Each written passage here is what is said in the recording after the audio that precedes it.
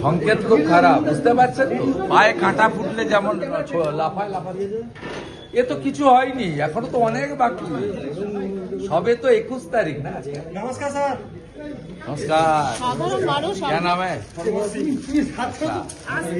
भाई को वोट मिलेगा तो आप जीत के रहिए। ওদের আচরণটা এটা নিয়ে মানে কেন এটা ভয় পাচ্ছে, ভয় পেয়েছে মমতা, জেনে গেছে জনতা। আজকে অভিষেক বন্দ্যোপাধ্যায় তিনি বলছেন একটাও নাম বাদ দিতে দেব না। আমি ওনার কথার উত্তর দেবো না, আমি কথার উত্তর দেবো না। ওনাদের পার্টি স্ট্যান্ড উনি বলছেন, বিষয়টা তো মমতা ব্যানার্জিকে কেন্দ্র করে। উনি তো এসআইআর চলাকালীনও মুখ্যমন্ত্রীর প্যাড ব্যবহার করেছেন, এখন এমসিসি আছে মুখ্যমন্ত্রীর প্যাড ব্যবহার করছেন। সুপ্রিম কোর্টে গেছেন বা রাজ্যের উন্নয়নের জন্য নয়, রাজ্যের ছেলে মেয়েদের চাকরির জন্য নয়, শিল্পের জন্য নয়, নারী সুরক্ষার জন্য নয়, সুপ্রিম কোর্ট পর্যন্ত গেছেন বাংলাদেশি মুসলিম অবৈধ অনুপ্রবেশকারীদের বাঁচানোর জন্য। সাপ্লিমেন্টারি তালিকা বেরোচ্ছে সোমবার, অনেকটা 10 লক্ষের কাছে মানুষের নাম বাদ যেতে পারে। কতর মধ্যে? 27,30,000-এর মতো না, নিষ্পত্তি আপনার হয়েছে। কাছে ভুল তথ্য হয়েছে, আমি বলবো না। আচ্ছা তাহলে যাই হোক, 10 লক্ষের উপরে বাদ যেতে পারে। যা আছে যা যারা করেছেন, সুপ্রিম কোর্টে চিফ জাস্টিস বলে দিয়েছে, আমি সব শুনবো, জুডিশিয়ারির উপরে কোশ্চেন করলে আমি শুনবো না। এর প্রভাব কি পড়তে পারে নির্বাচনে? এত লক্ষ মানুষের নাম বাদ যাচ্ছে। তারা কারা? তারা দেখাতে পারেনি ডকুমেন্ট, তার জন্য ট্রাইব্যুনাল বানিয়ে দিয়েছে, আপিল করবেন। আপনি যদি মনে করেন ইনজাস্টিস হয়েছে, আপনি আপিলে যাবেন।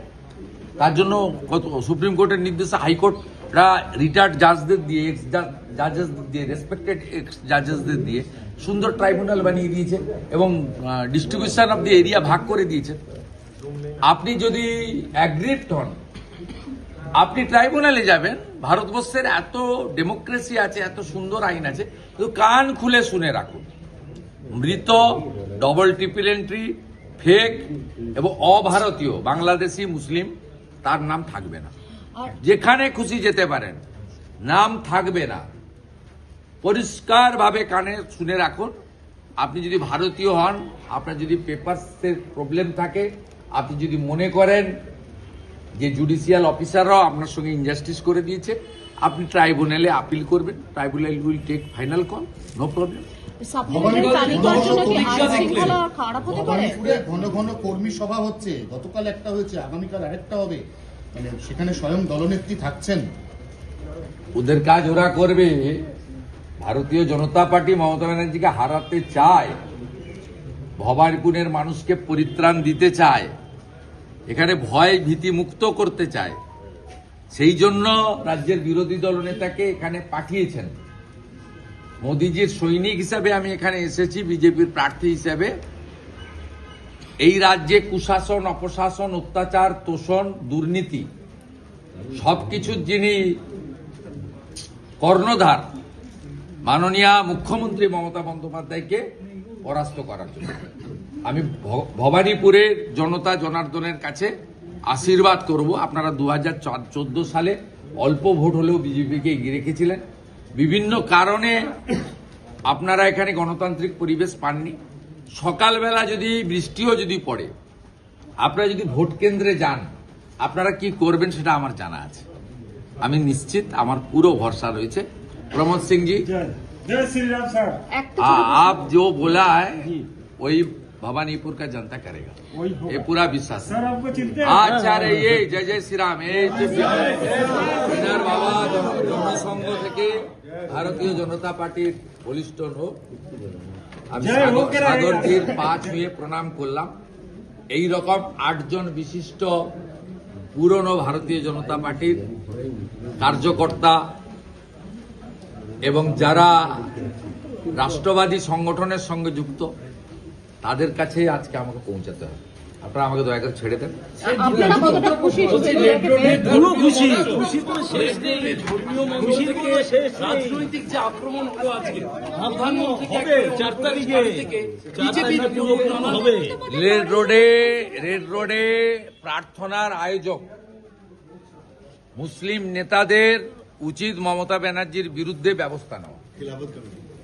খিলাফত কমিটির উচিত ব্যবস্থা নেওয়া। পরবর্তীকালে এটা একটা অন রেকর্ড খুব ব্যাড ইনস্ট্যান্ট হিসেবে থেকে গেল।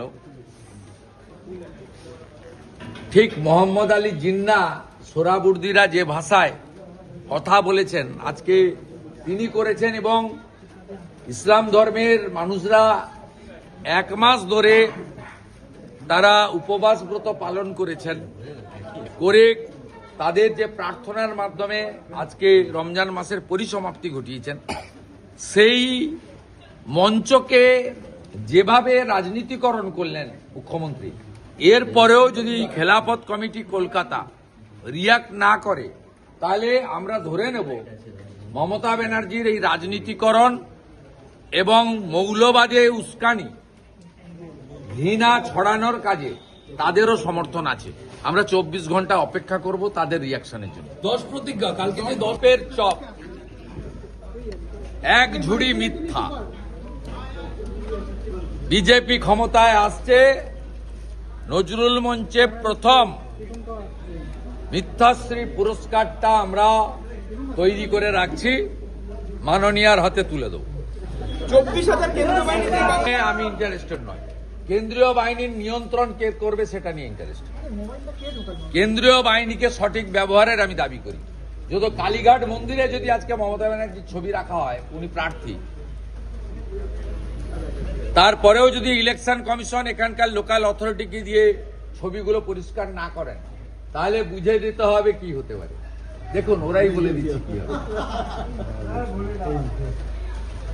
दीदी भाई जीतेगा तो कमल खिलेगा। कमल खिले। जय श्री राम। जय श्री राम, जय श्री राम, जय श्री राम।